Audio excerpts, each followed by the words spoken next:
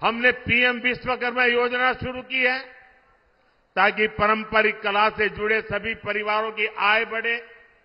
इसका लाभ हमारे सहारनपुर के शिल्पियों को बहुत बड़े पैमाने पर होने वाला है। यहां इतनी अच्छी सड़कें बन रही है, इतनी बेहतर रेल और एयरपोर्ट की कनेक्टिविटी हो रही है।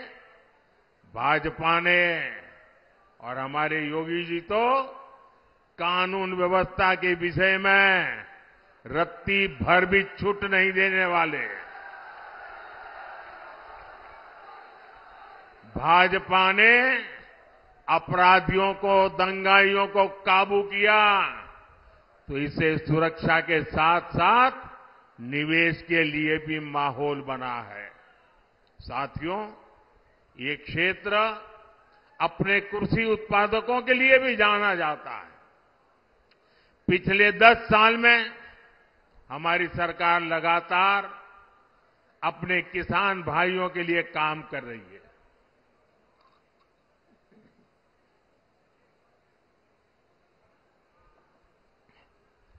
किसान की छोटी छोटी जरूरत को लेकर हमारी सरकार संवेदनशील है। आज देश में छोटे किसानों की पीएम किसान निधि के जरिए मदद की जा रही है। अकेले यहां सहारनपुर में ही 3 लाख से ज्यादा किसानों के खाते में 860 करोड़ रुपए सीधे भेजे जा चुके हैं। इसका बड़ा फायदा यहां के गन्ना किसानों को भी हुआ है। हमारे किसानों को यूरिया की खाद की कमी ना हो, इस पर भी हमारा ध्यान है। आप जानकर के हैरान हो जाओगे भैया, एक आंकड़ा मैं कहता हूं, याद रखोगे आप लोग? मैं एक आंकड़ा बोलता हूं, आप याद रखोगे? सभी किसानों को बताओगे? घर घर जाके बताओगे? तो आंकड़ा बताऊं?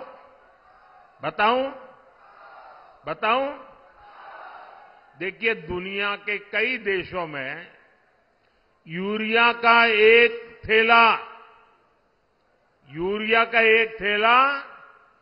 3,000 रुपये में, यूरिया का बोरा 3,000 रुपये में मिलता है।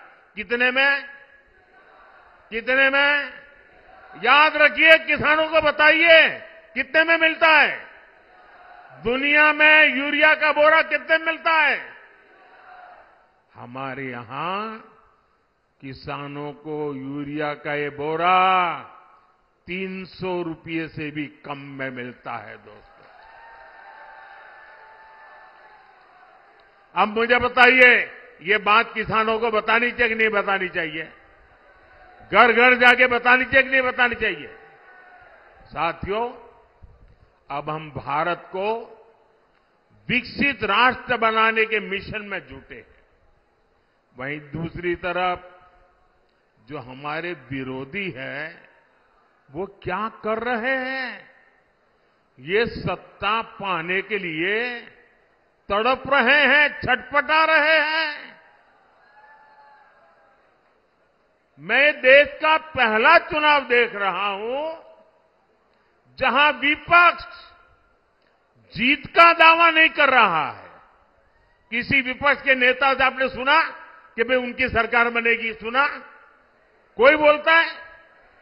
बल्कि विपक्ष सिर्फ इसलिए चुनाव लड़ रहा है ताकि भाजपा की सीटें 370 से कम की जा सके और एनडीए की 400 से कम की जा सके।